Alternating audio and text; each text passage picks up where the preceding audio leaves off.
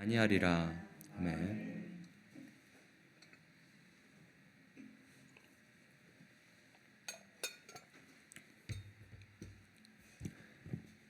네, 하나님의 은혜와 은총이 평강이 이곳에 계신 여러분 다 한 분 한 분의 삶 가운데 녹아들기를 원합니다. 저는 사건이 일어날 줄 알았어요.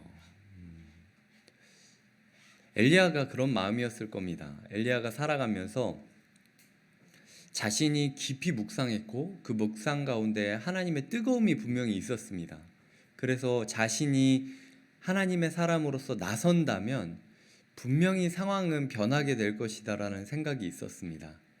하나님의 일에는 스위치 하나 혹은 방아쇠 하나가 필요할 뿐이지 내가 방아쇠가 된다면 분명히 사건은 일어날 것이다. 중요한 것은 방아쇠가 방아쇠로서 바른 방향을 향해서 당겨질 수 있느냐가 중요한 것이지, 만약 방아쇠가 정직하게 하나님 안에서 순수한 마음을 가지고 방아쇠를 당긴다면 반드시 하나님께서 역사하실 것이다 라는 생각이 있었을 것입니다. 그런데 하나님께서는 자신이라는 방아쇠를 당겼음에도 불구하고 어떠한 사건도 이 세상 가운데 나타내지 않으셨습니다. 그리고 오히려 방아쇠라고 생각했던 자신을 한 시냇가로 격리시키고 그곳 가운데 하나님을 만나게 하실 뿐만 아니라 지금은 우연히 살고 있었던 한 과부의 가정 가운데 보내주심으로써 그 과부의 곁에 있게 하십니다. 그게 오늘 엘리야가 느꼈을 당혹감일 것입니다. 저는 사건이 일어날 줄 알았다라고 아까 이야기 드렸습니다. 이 시대의 중요한 것은 바른 목회자와 바른 교회이고, 그리고 특별히 바른 목회자, 하나님 앞에서 바른 열심과 바른 마음으로 중심이 흔들리지 않게 그 마음을 잘 지키면서 하나님께서 원하시는 사랑과 공의를 이룰 수 있는 사람만 있다면 사건은 반드시 일어날 것이다라는 생각을 했습니다. 제가 함께 배웠던 목사님들 또한 그런 삶을 사셨던 분들이었습니다. 세상이 무엇이라고 하건, 그리고 어떠한 핍박을 하건 간에 하나님 앞에서 바른 삶을 살기 위하여 있는 힘껏 몸부림치는 목사님들을 제가 보았고, 그 목사님들을 향하여 얼마나 큰 기적이 일어나는지를 우리 모두가 다 이미 경험한 바 있지 않습니까? 중요한 것은 그 스위치 하나, 방아쇠 하나가 아닐까라는 생각을 가지고 성도님들 한 분 한 분의 영적인 삶이 생명력을 얻기 위해서는 제가 순수하고 정직하게 하나님 앞에 저의 모습을 비추어 볼 수 있어야 된다라는 생각으로 1년 반 혹은 평생 동안 준비를 하고 이렇게 새로운 사역을 시작하게 되었습니다. 그리고 거침없이 방아쇠를 당겼죠. 우리가 1만 성도 파송 운동을 통하여 지역에 있는 동네교회 성도님들, 현재 동네교회에 다니고 있지 않는 분들을 받지 않겠다라고 이야기했던 부분들이나, 그리고 여태까지 우리가 분당우리 교회와 또 제 삶의 이력에서 배웠던 많은 긍정적인 것들을 단지 개척교회라는 이름으로 치워두지 않고 바른 교회의 모습을 가지기 위해 열악하고 힘든 상황이지만 그럼에도 불구하고 시도하고 계속 꿈꾸자라는 생각을 했고, 그리고 저조차도 이제 그런 꿈을 꿔왔습니다. 그리고 저의 삶에 있어서도 시간과 공간과 여력과 모든 것들을 희생하는 것이 누군가에게 보여주기 위해서가 아니라 제 스스로 제가 느끼기에 하나님 앞에 바른 방아쇠가 되는 과정이라는 생각을 하게 됐습니다. 그래서 하나님, 저는 힘들어도 좋고 아파도 좋고 고민해도 좋으니까 하나님께서 저를 당겨주셨으면 좋겠다라는 생각으로 첫 주가 지났고 둘째 주가 지났고 지금 셋째 주가 지나가고 있는 중입니다. 그런데 시간이 지나가면 지나갈수록 엘리야가 마치 원했던 모습이 아니라 하나님의 방향대로 인도함 받고 있듯이 저 또한 제가 원하는 방향이 아니라 하나님이 원하는 방향으로 길들여져 가고 있다는 것들을 깨닫곤 합니다. 엘리야가 바라는 모습은 그런 모습이었을 거예요. 사람들이 모두 엘리야를 찾고 회개 운동이 일어나고, 그래서 마치 요나서에서 여리고 니느웨가 변했던 것처럼 모든 도시가 하나님을 향한 부흥의 운동으로 변화되어 가는 것들을 이 엘리야는 상상하고 시작했을 겁니다.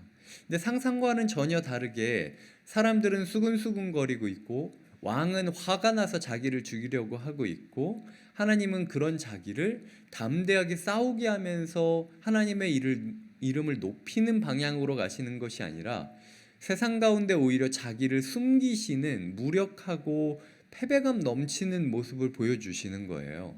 엘리야가 평생 동안 묵상했던 그 묵상의 근간이, 그리고 자기가 평생 사역했던 그 사역자로서의 모습이 다 무너지는 것들을 경험하는 상황이었습니다. 첫째 주가 지나고 둘째 주가 지나고 셋째 주가 지나고, 첫째 주에서 마치 첫 예배를 드렸을 때 인내송을 할 때 제 마음 가운데 벅찬 마음이 있었어요. 아, 이게 됐다, 이제 되겠구나.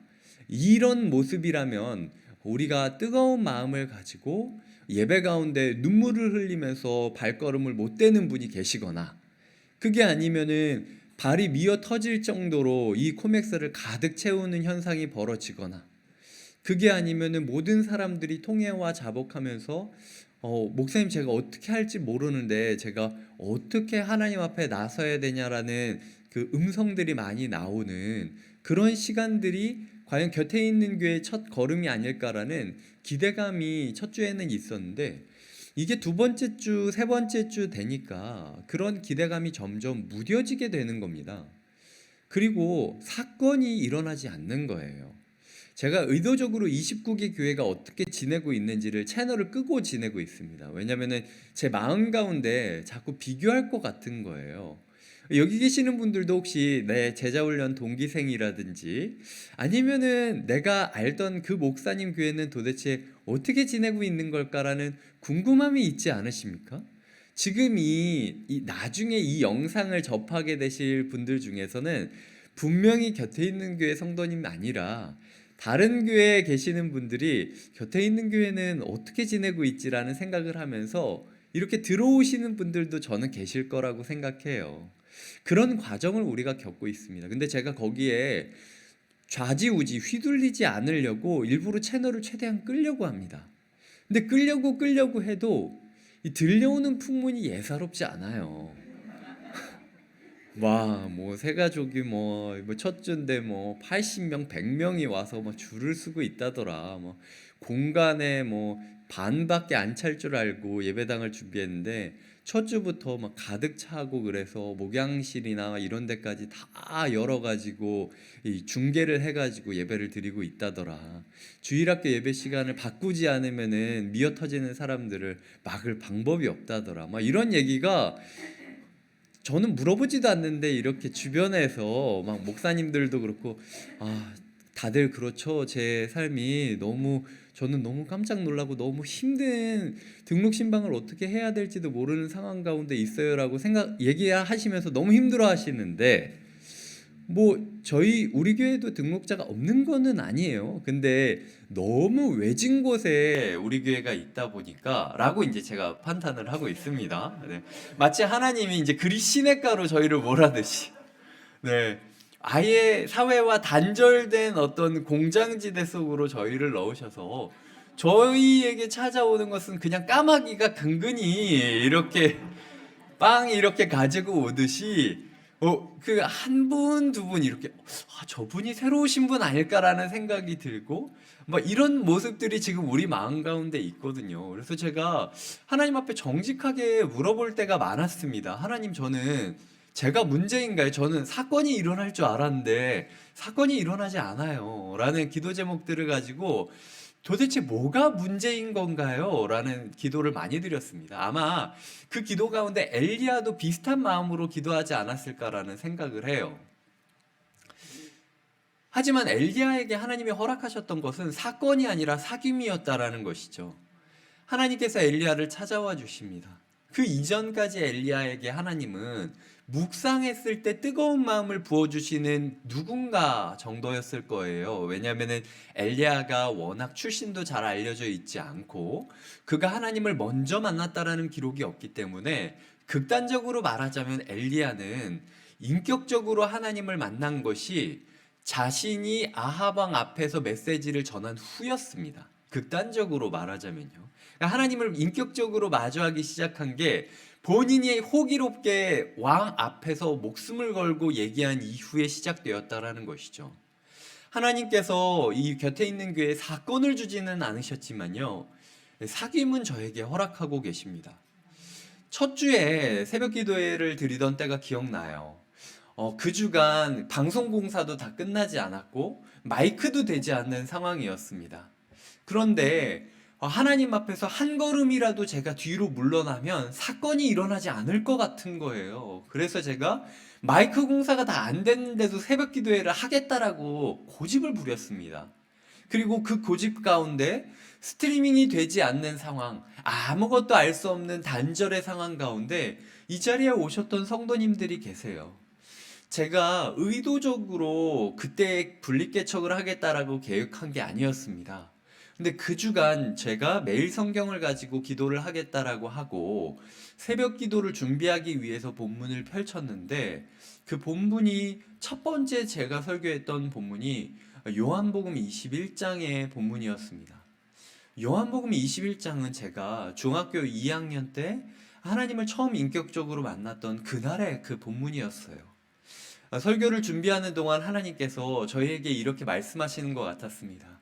지금부터 네가 하게 될 이 한두 일간의 설교는 아무도 모르는 일이 될 거야. 그리고 너도 잊어버리게 될 거야. 네가 무슨 얘기를 했는지.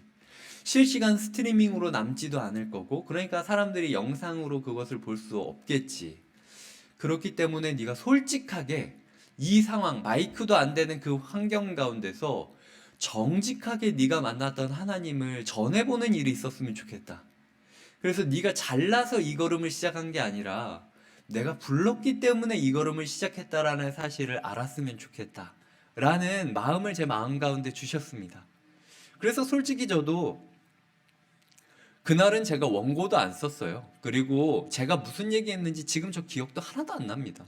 그냥 제가 그날 만났던 하나님을 생각하면서 이곳에 계신 분들에게 하나님께서 그 감사의 메시지를 전하라고 했으니까 그냥 담담히 그 메시지를 전했을 뿐이에요. 근데 제가 평생 동안 했던 모든 설교들 가운데 가장 귀했던 날을 생각하라고 한다면 저는 그때의 그날을 잊지 못할 것 같아요.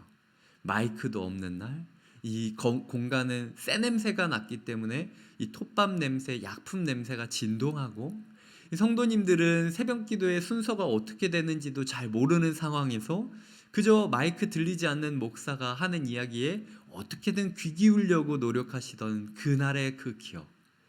그때 누가 함께 했는지도 이제 뭐 일상이 바쁘다 보니까 제가 잘 모르겠더라고요. 하지만 그때 그렇게는 이야기 드렸습니다. 오늘 이 이야기를 우리가 함께 나누었다라는 것을 10년 뒤, 15년 뒤에 우리가 웃으면서 이날의 추억을 이야기할 수 있었으면 좋겠다고.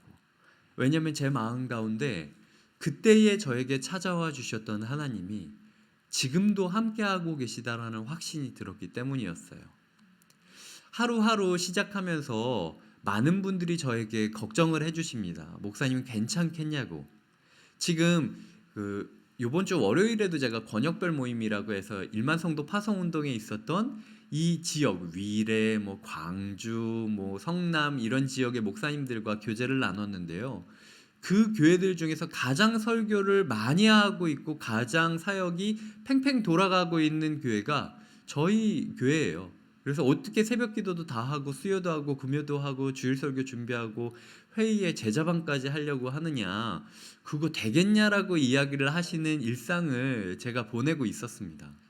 그런데 제 마음 가운데 힘이 든다는 생각이 안 드는 거예요. 힘이 든다라는 생각이 들다기보다는 매일매일 하나님께서 저에게 메시지를 주시는 것 같기 때문에 처음에는 제가 저를 통하여 성도님들이 변화시켜 줬으면 좋겠다라고, 저는 준비가 다 됐습니다 라고 이야기를 했던 반면에 제 삶 가운데 하나님께서 가장 바뀌어야 될 사람은 여기 계신 성도님들이 아니라 너야 라고 말씀해 주시는 것들을 제가 몸소 체험하고 있는 중이에요. 요나서를 다루면서 우리가 들어가야 될 이 땅이 어떤 땅인지, 그리고 요나라는 사람이 얼마나 부족하고 얼마나 완악했는지를 보여주면서 하나님이 저에게 성도님들이 문제가 아니야. 성도님들은 다 준비돼 있고 네가 하나님의 사랑으로서 이 성도님들을 바라봐 줄 수 있는지, 아니면은 담임 목사가 됐기 때문에 네가 되게 호기롭게 공약들을 내걸면서, 아니면은 목표를 지정해 주면서 성도님들을 채찍질하고 있는 것은 아닌지 돌아봐야 되라고 말씀을 해주셨고, 그리고 그 성도님들에게 필요한 말씀은 이 미가의 말씀, 하나님께서 원하시는 사랑의 말씀이라는 것들, 그리고 그 사랑 가운데 하나님의 공의를 잃어버리지 말고 사랑해 주실 때 우리가 그 사랑을 붙잡자라는 말씀들을 제 마음 가운데 주고 있습니다. 이 엘리야에 대한 이야기도 그래요. 예, 엘리야를 처음부터 제가 이렇게 깊게 다루려고 생각했던 건 아닙니다. 엘리야와 엘리사의 승계 장면을 생각하고 시작한 거예요. 그러니까 지금 진작에 지금 그쪽으로 넘어갔었어야 되는 상황이에요. 근데 제가 첫 줄을 딱 시작하자마자 처음 엘리야의 그 모습에 제 마음이 걸려버린 거죠. 네가 이제 분당 우리 교회를 떠나 곁에 있는 교회를 시작하면서 호기롭게 외친 그 주일의 그 설교와 순장님들과 성도님들한테, 교육자들한테 이야기한 그 명예로운 이야기들이 좋은 거기는 한데 그게 그냥 네 생각에서 나온 거니? 그렇게 하면은 내가 좀 뭔가 잘해줄 거라고 생각했던 거니?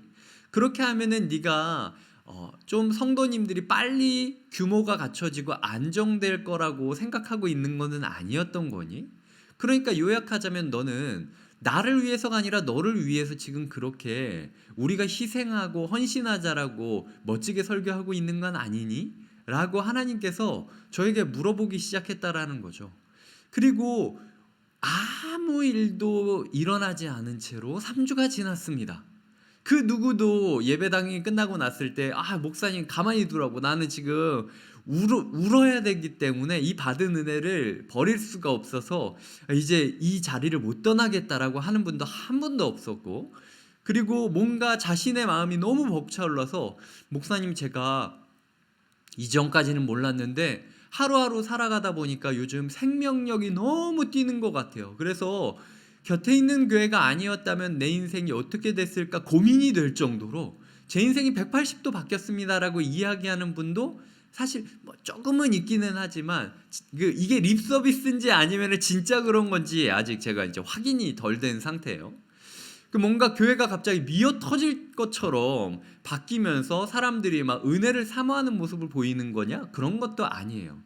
하지만 하나님께서는 전한 말씀에 제가 책임을 지면서 살아가기를 원하셨고, 그래서 제가 전한 것만큼 제가 믿고 있었던 하나님과 제가 꿈꾸고 있었던 교회가 옳은지에 대해서 계속 A부터 Z까지 검증을 하고 있는 중이고, 그리고 이제 그리시네가를 떠나 이 자리로 나오게 된 것입니다. 오늘 7절을 보면은 땅에 비가 내리지 아니함으로 얼마 후에 그 시내가 마르니라. 엘리야가 이 상황을 얼마나 싫어했겠습니까? 엘리야는 하나님께서 이제 다시 한번 말씀을 주셔서, 아니면은 적어도 가뭄 가운데 있지만 자기의 일상만큼은 하나님께서 사랑해 주시기를 바랬을 거예요. 왜냐면은 나는 하나님의 사람으로서 애썼으니까 적어도 나한테만큼은 하나님께서 좀 잘해 주셔야 되지 않나? 사역자로서 이런 생각을 했는데, 하나님께서는 그가 먹던 시냇물조차도 마르게 함으로써 그가 전했던 메시지가 얼마나 호기로웠던 꿈이었는지, 현실 파악 못하는 이상주의자의 메시지였는지를 몸소 경험하면서 지내게 만들고 계시다라는 것입니다. 그리고 엘리야가 나옵니다. 엘리야가 나오는데 시돈에 속한 사르밧으로 가서 거기 머물고 그곳 과부에게 명령하여 내게 음식을 주게 하였다라고 이야기를 하고 있습니다. 엘리야가 가장 가고 싶지 않았던 지역이에요. 시돈은 사실은 그 이세벨이 그 가장 영향력을 끼치던 그 지역 중 하나였습니다. 우상이 가장 창궐하던 지역 중 하나였어요. 근데 그곳에 있던 과부에게 찾아가라고 했고 그 과부에게 몸을 의탁하라는 거예요. 그 엘리야가 얼마나 폼이 안 났겠습니까? 왜냐면은 적어도 모세나 이스라엘 백성들이 그러했던 것처럼 이스라엘 모든 사람들이 봤을 때 자기들은 다 배를 쫄쫄 굴면서 목이 말라 하면서 살아가고 있는데, 모세는 갑자기 하늘에서 막 만나와 메추라기가 떨어지고 반석을 치면 생수가 나오고, 이런 엘리야의 모습이 되어야 엘리야가 좀 폼이 나는데, 하나님께서는 그 폼나는 사역을 하라고 하는 게 아니라 저기 네가 정죄했던 그 가장 정죄한 그 집에 그 과부가 있는데 지금 쫄쫄 굴면서 살아가고 있는데, 그 과부한테 몸을 의탁하면서 네가 살아야 된다라고 말씀하셨던 거죠. 엘리야 입장에서는 정말 죽어도 싫었을 겁니다. 그 죽어도 싫었을 일을 엘리야가 하나님 때문에 해야 했다라는 거죠. 제 삶 가운데 그리시네가가 마르고 제가 성도님들 삶 가운데 함께 해야 하는 순간이 왔습니다. 오늘 박지원 전사님이 찬양을 굉장히 열심히 해주셨지만, 사실은 저는 박지원 전사님에게 있어서 굉장히 고마운 마음이 커요. 왜냐면은 제가 오늘 어떤 일상을 가지고 왔는지 박지원 전사님이 알고 있기 때문이죠. 제 인생에 그리시네가가 오늘 말랐습니다. 제 마음 가운데 모든 폼을 다 내려놔야 되는 지점이 왔습니다. 왜냐면은 어제 교육자들끼리 10시부터 새벽 1시 반 넘어서까지 줌으로 계속 회의를 했어요. 그리고 이야기를 듣고 이야기를 하고 3주 동안 어떤 일들이 있었고 어떻게 조정되어야 되는지를 이야기했고, 소위 말해서 제가 똑바로 해야 된다, 지금 사역 이렇게 하면 안 된다라고 막 일가를 토하고, 나중에는 전도사님 한 분이 목사님 다 좋은데 저희 너무 졸려워요. 저희 좀 자면 안 될까요? 그래서 이제 1시 반, 그래 그러면 내가 화가 나지만 우리가 계속 이야기해야 될 게 차고 넘치고 빨리 결정해야 되지만 여기서 매듭을 짓자라고 이야기를 하면서, 사실은 담임 목사로서 폼나게 마지막으로 이야기를 하고 끝냈습니다. 그리고 새벽 기도회가 있었고, 새벽 기도회 녹화나 새벽 기도회 영상을 올리고, 그리고 아침에 또 신방들이 있었고, 아침에 신방이 이어졌고, 그리고 또 점심부터 회의가 이어졌고, 어떻게 하면 성도님들을 더 잘 섬길 수 있을지 회의를 하던 중이었어요. 제가 회의를 하다가 졸려워가지고 제가 무슨 말을 하는지도 모르고 있길래 전도사님한테 제가 전도사님 저 지금 자야 될 것 같다고 하고 들어갔습니다. 그리고 눈 떴더니 7시 반이 넘은 거예요. 그래서 지금 불이 나게 올라온 겁니다. 그 누구도 저를 사랑하고 저를 배려하고 저를 신뢰했기 때문에 저를 깨우지를 않았어요. 담임 목사로서 제 마음 가운데, 제 인생 가운데 그리시네가가 다 말라버린 거죠. 그리고 제가 가장 폼나지 않은 모습으로 성도님들 앞에 서야 하는 순간들이 다가왔고 또 다가오게 되는 것입니다. 그럼에도 불구하고 하나님께서 엘리야에게 너는 저 과부집에 가가지고 먹을 것을 구해라고 했던 것처럼 제가 성도님들한테 나올 수밖에 없는 상황이에요. 하나님께서 저에게 강권적으로 저의 삶을 성도님 곁에 두고 계십니다. 이번 주 설교 때도 제가 이야기를 드리겠지만 우리의 ABC부터 점검을 해야 돼요. 그리고 특별히 예배에 대해서 우리가 점검을 해야 될 순간이 오고 있어요. 정말로 우리가 예배자로서 살고 있는가? 우리의 삶이 하나님께 드려진 자로서 살고 있는가? 어디까지 하나님께 드릴 수 있는가? 목회자로서 우리가 생각할 때 되게 부끄러운 일들이 많이 있습니다. 하지만 그럼에도 불구하고 성도님들에게 더 부탁해야 되고 더 권해야 하고 그리고 더 명령해야 되는 일들이 많이 일어나게 될 거예요. 하나님, 폼나게 사역하려면 제가 이런 이야기를 하는 게 아니라 알아서 하나님께서 제 주변에 뭐 땅땅땅땅 뭐 사건들을 보여주셔서 성도님들이 다 알 수 있게 만드는 게 더 맞지 않습니까? 라고 이야기를 하곤 합니다. 예를 들어 어떤 분들이 갑자기 뭐 새가족들이 찾아와가지고 은혜 고백을 한다든지, 아니면은 어떤 믿음의 독지가가 자기는 곁에 있는 교회 설교를 듣고 너무 은혜 받아서 제가 뭐 그 1,000만 원, 5천만 원을 헌금하겠다라고 이야기를 한다면, 적어도 여기 계신 분들이 이광희 목사가 빙다리 핫바지는 아니구나 라는 생각을 하고 조금 마음을 열고, 혹은 또 나는 우리 교회가 이 헌금 이거 얼마나 거칠지 말지에 대해서 굶어 죽을지 안 죽을지 여부가 결정될 줄 알았는데, 하나님이 차고 넘치게 기름을 부어주시고 폭포수 같은 은혜를 부어주시니까 돈 걱정 안 하고 사람 걱정 안 하고 내가 맘 편히 예배드려도 되겠구나라는 생각을 하게 만드시기를 바랬어요. 하지만 하나님께서 저에게 주시는 메시지는 그 과부집에 가서 기름을 구하라는 거예요. 그 과부가 어떤 사람이었습니까? 이제 재료 딱 하나 남았다는 거예요. 이거 쓰고 굶어 죽으려고, 자살하려고 마음을 먹었다라는 그 과부의 집으로, 그 과부의 곁으로 엘리야를 보내고 있다라는 거죠. 혹시 과부와 같은 인생을 살고 계십니까? 내 마음 가운데 이제 은혜 받을 거리가 딱 요 정도밖에 안 남아서, 내 헌신을 할 거리가 딱 요 정도밖에 안 남아서 여력이 다 했다라고 느껴질 정도로 이제 허덕이고 계시는 성도님들이 계십니까? 제가 그분들 곁으로 부름 받았다라는 거예요. 전혀 폼나지 않은 목사 한 명이 전혀 폼나지 않은 성도 한 가정에, 그래서 화려한 사역, 수많은 군중들과 함께하는 사역이 아니라 그저 오늘 은혜 하나를, 오늘 먹고 살 길 하나를 찾기 위하여 고군분투하는 한 가정의 곁으로 저를 보내주셨다라는 거죠. 그리고 저에게 보여주십니다. 네가 외쳤던 그 캐치프레이즈들이 얼마나 사람을 힘들게 만드는 것인지, 얼마나 한 영혼을 고통스럽게 만드는 것인지 네가 지켜봐라. 그리고 그럼에도 불구하고 내가 너희를 사랑해서 은총 베푸는 것을 네가 보았으면 좋겠다.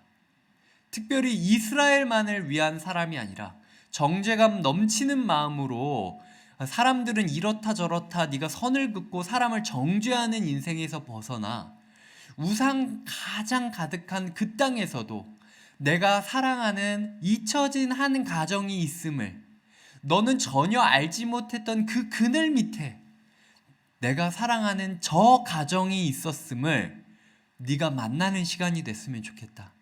그래서 곁에 있는 교회가 그 이름처럼 시작부터 100명, 200명, 2000명, 3000명 이렇게 모여들고, 시작부터 1000만 원, 2000만 원, 5천만 원, 1억 한 사람이 다 이것을 해결하면서 기적적인 사건들로 이어져 가는 교회가 아니라, 한 사람 한 사람의 가정 가운데 네가 찾아가서 그 가정 가운데 어떤 재료가 남았는지를 확인하고, 그 재료를 자기를 위하여 쓰다가 굶어 죽지 말고 하나님을 위하여 쓰는 법을 알려준 다음에 그 시간과 그 공간과 그 물질과 그 여력을 사용했을 때 주님께서 그의 가족을 그 작은 간장 종지에 기름이 끊이지 않게 하심으로써 어떻게 살아남을 수 있게 하실지를 보여주는 그 사랑의 징표가 네가 됐으면 좋겠다라는 마음들을 저에게 주신다라는 것이죠. 말씀을 맺겠습니다. 이제 저는 사건을 구하지 않아요. 이제 저는 사귐을 구합니다. 하나님의 사귐이 이곳에 계신 성도님들 가운데 충만하시기를 바랍니다. 내가 이 정도 결단했고 내가 이 정도 헌신했는데 왜 나의 인생은 여전히 이 정도지? 내가 이렇게까지 했으면 매일 내 예배가 은총 가운데 은혜가 흘러 넘칠 뿐만 아니라 내 일상 가운데 기적 같은 일이 부어져야 되지 않나라고 생각이 드신다면, 하나님께서는 사건보다 사귐을 원하신다라는 거죠. 이 그리시네가로 자신을 이어가시는 시간들이 있으시길 바랍니다. 또한 이 그리시네가가 모두 마를 정도로 폼나지 않은 그 순간이 올 거예요.